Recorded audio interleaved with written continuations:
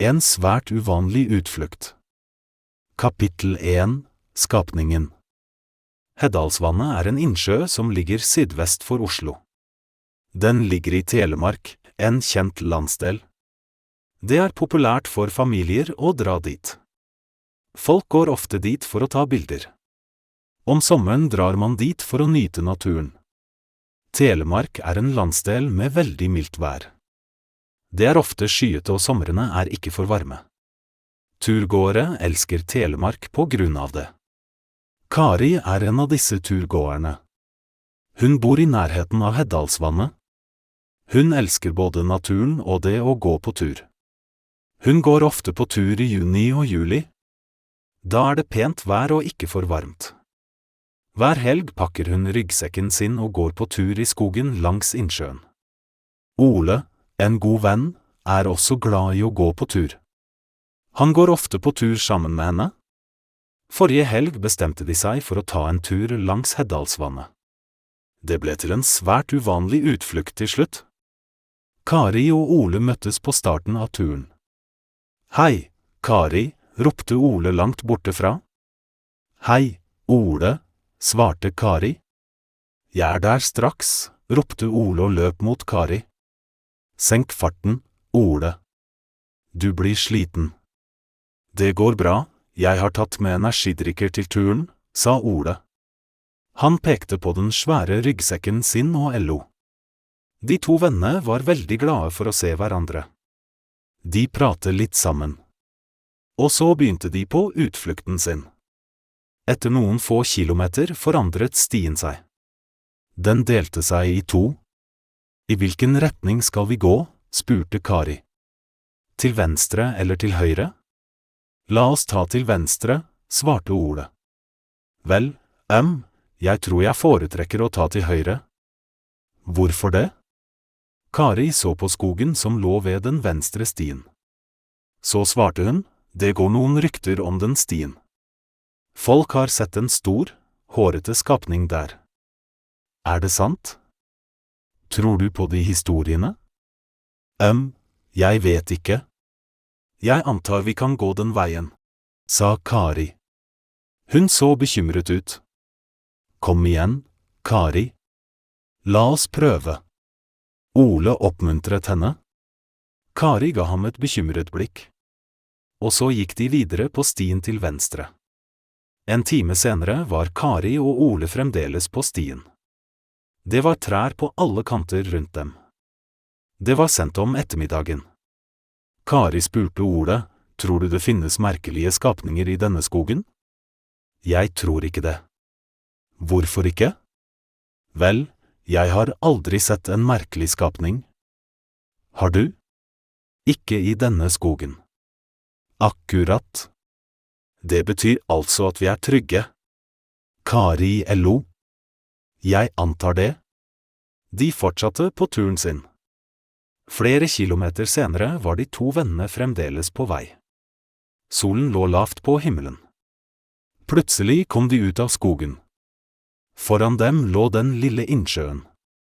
Ole og Kari så seg rundt. Det var et hus i nærheten av innsjøen.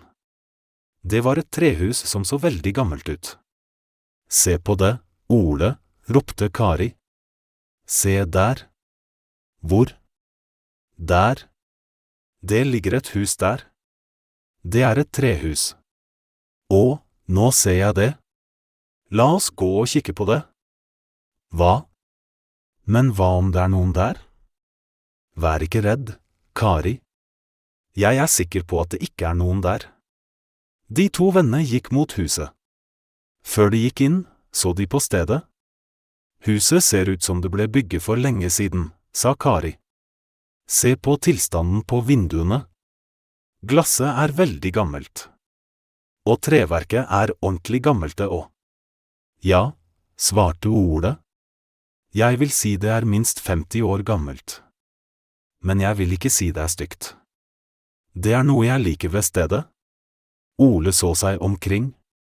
Plutselig ropte han, «Hei, Kari. Kom her.» Det lå en liten båt ved innsjøen. Det var en gammel trebåt. Den lå i vannet ved strandkanten. Ole så på Kari. La oss gå ombord. Nå tuller du, svarte Kari. Hvorfor det? Vi kan dra til midten av innsjøen. Jeg vet ikke. Kom igjen. La oss gjøre det. Det blir moro. Ok, sa Kari. Hun hørtes ikke noe glad ut. Kari og Ole gikk ombord i båten med ryggsekkene sine. De rodde sakte et stykke utover innsjøen. Kari så seg omkring. Det er så fint her, kommenterte hun.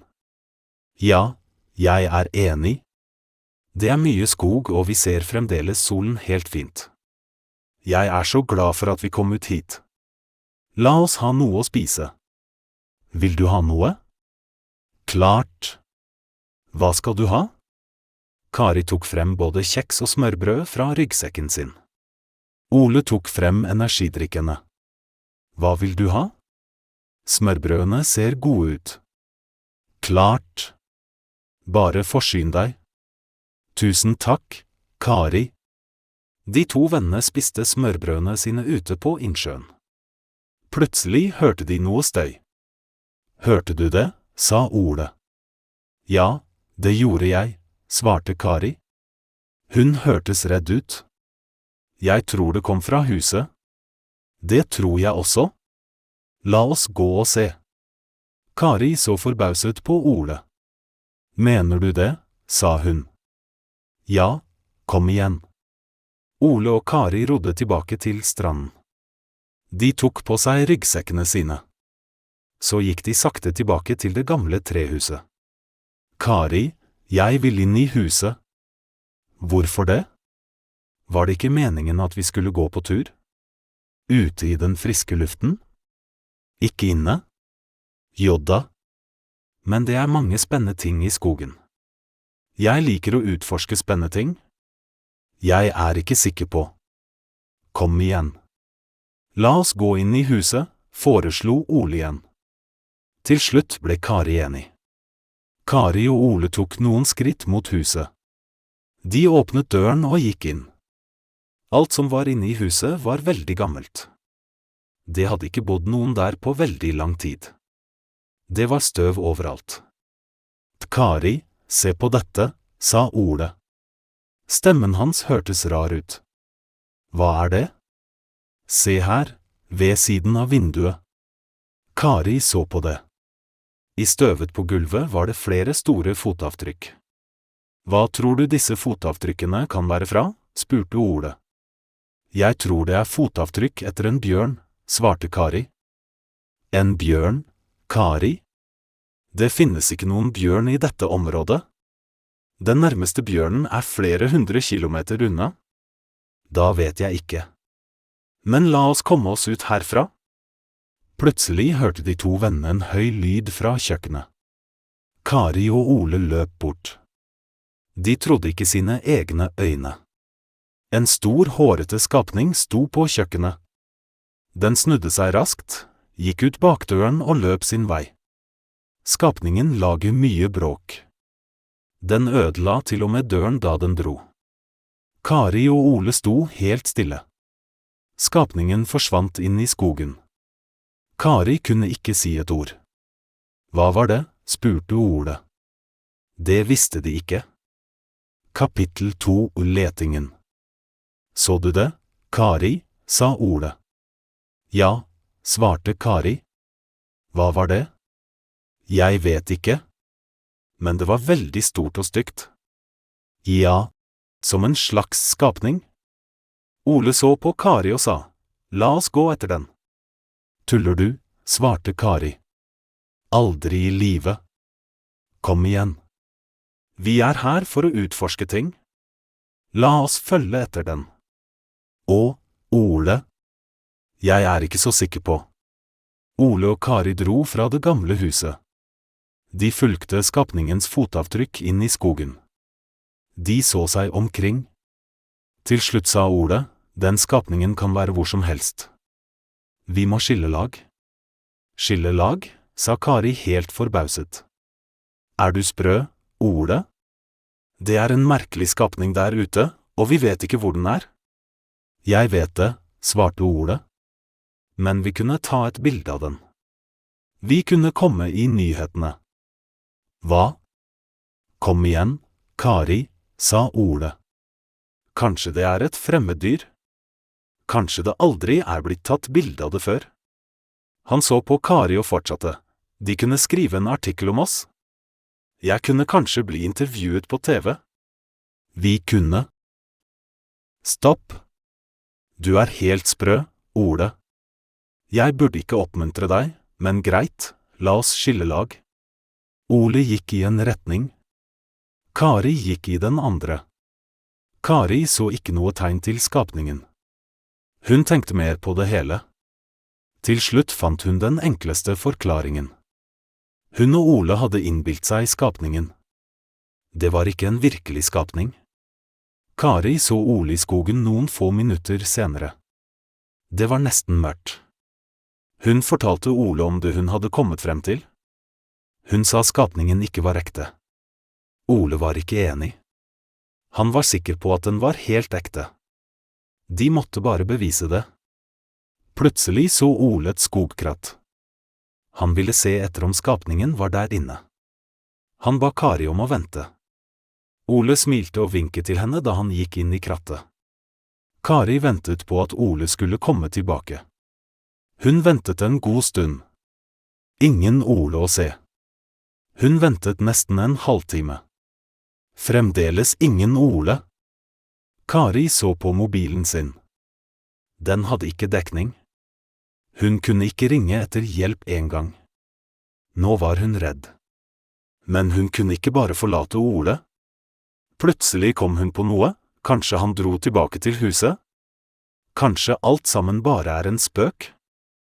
Kari gikk tilbake til det gamle huset. Hun så seg rundt. Fremdeles ingen Ole. Hun bestemte seg for å vente. Siden han spøkte med henne, kunne hun også spøke. Hun planla å oppføre seg helt normalt. Hun skulle late som om det ikke gjorde noe som helst at han var forsvunnet. Ha! Det skulle bli morsomt. Det var en gammel seng i det største rommet. Hun satte seg ned og tok ut et smørbrød fra ryggsekken. Hun spiste det og tenkte på Ole. Hvor var han blitt av? Hva skulle hun gjøre?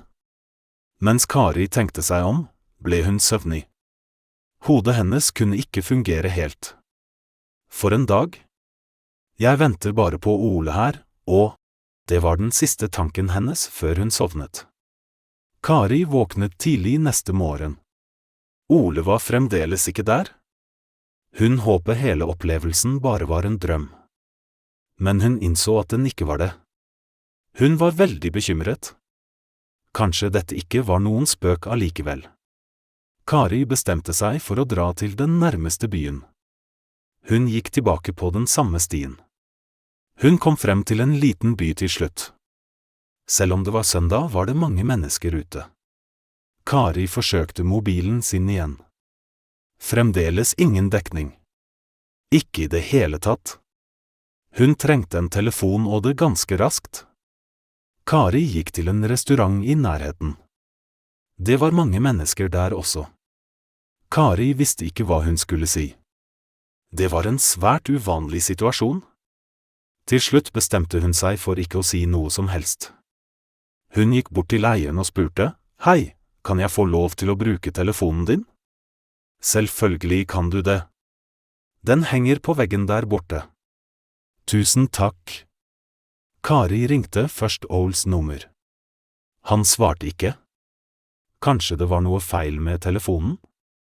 Så bestemte hun seg for å ringe hjem til Ole. Telefonen ringte flere ganger. Hvorfor var det ingen som svarte? Broren til Ole var vanligvis hjemme om morgenen. Ikke i dag. Kari ringte en gang til, men det var fremdeles ikke noe svar. Hun la igjen en beskjed. «Hvor er du hen, Ole?» spurte hun. Kari forlot restauranten. Hun sto på gaten og tenkte seg om en god stund. Kari var en selvstendig ung kvinne. En ung kvinne som tenkte seg grundig om. Greit, tenkte hun. La oss finne ut av dette. Kanskje han gikk seg vill i skogkrattet. Og da han kom seg ut, var jeg forsvunnet. Da gikk han hjem. Det må det være. Kari måtte dra hjem til Ole igjen. Hun løp tilbake til restauranten og bestilte en drosje. En halv time senere var Kari hos Ole. Det blir 590 kroner, sa sjåføren. Her har du 600, sa Kari. Behold vekslepengene. Takk. Ha en fin dag.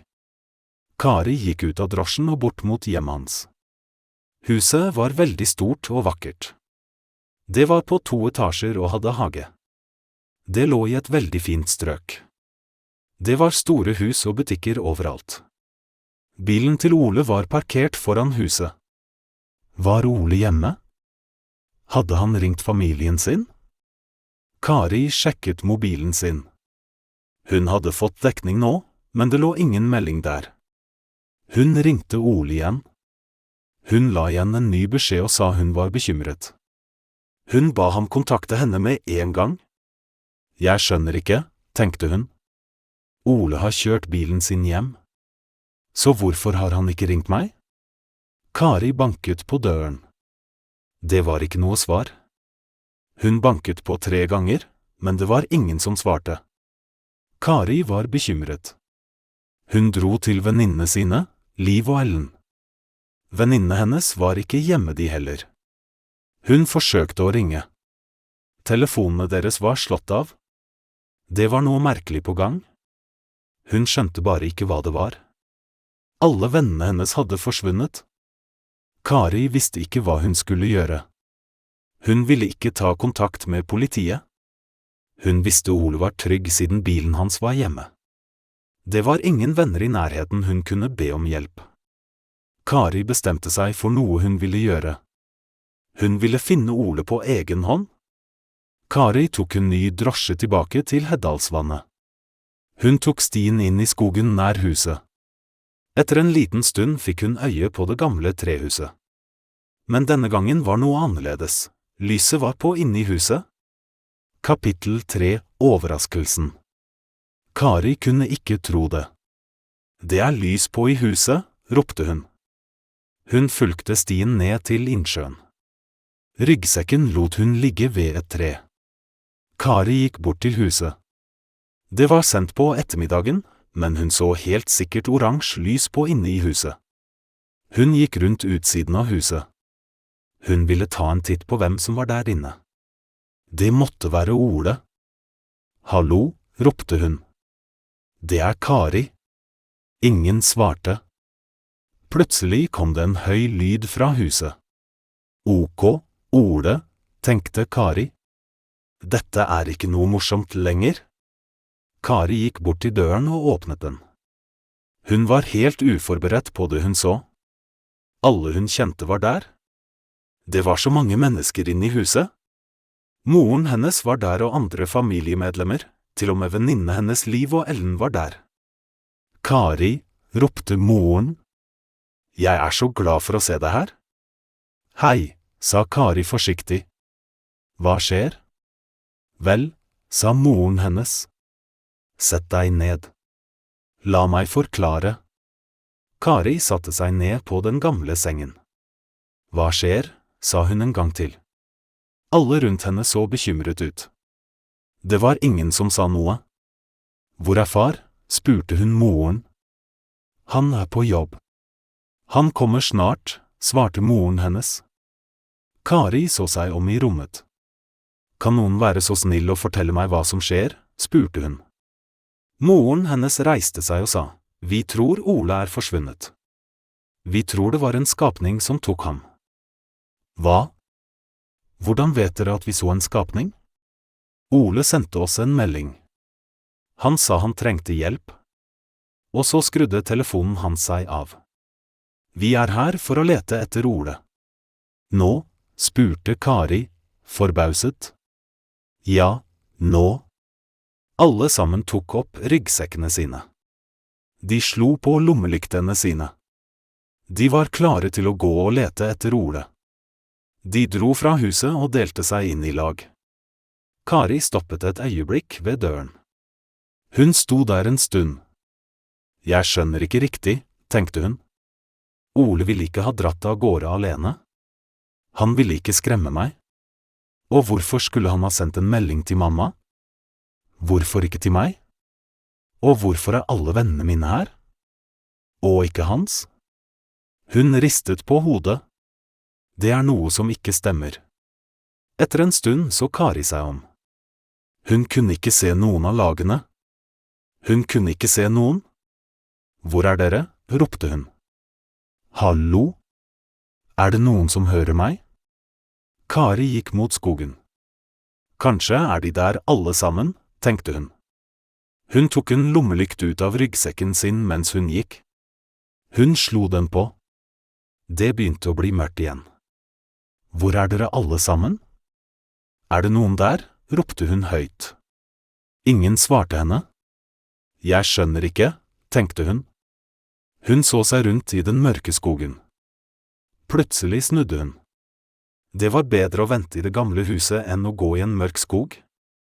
Kari gikk tilbake til huset og satte seg ned på den gamle sengen igjen. Hun ventet en liten stund. Det var ingen som kom. Plutselig hørte Kari en lyd fra kjøkkenet. Hun reiste seg fra sengen. Hun gikk langsomt mot kjøkkenet. Hun forsøkte å ikke lage en lyd. Hun ville se hva som skjedde. Kanskje var det vennene hennes? Moren hennes? Hun slo på lommelykten sin. Det var da hun så skapningen. Den var forferdelig stygg og kom i hennes retning. Kari skrek og løp ut av huset. Hjelp, hjelp, skrek hun. Det var ingen der. Hun løp så fort hun kunne.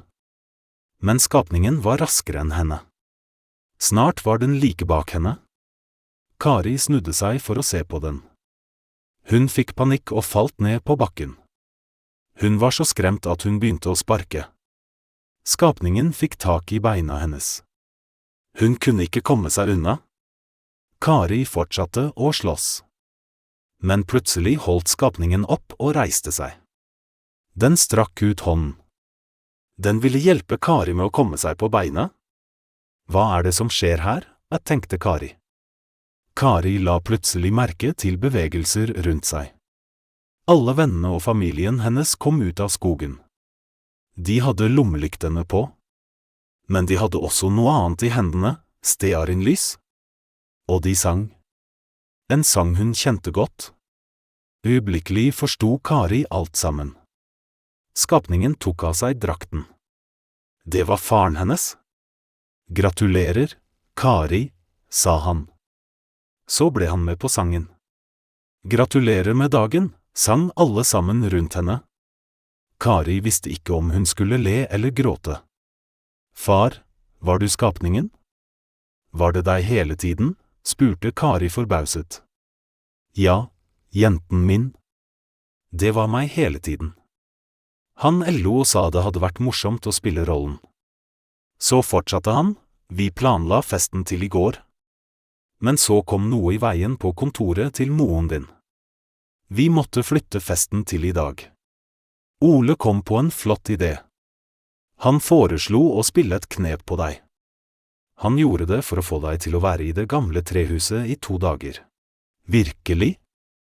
Ja, det var litt av et knep, sa Kari mens hun så seg rundt. Og hvor er Ole? Ole kom ut bak et tre. Han var både ren og uskadd. Unnskyld meg, Kari, sa Ole. Vi spilte et ganske dårlig knep på deg. Men vi ville at det skulle bli en bursdag du sent vil glemme. Og så får du en veldig fin gave.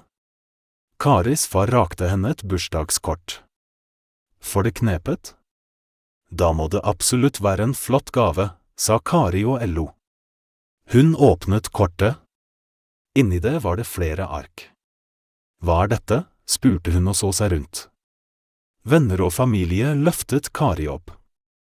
De bar henne helt til huset. Vi har kjøpt dette gamle huset til deg, jenten min.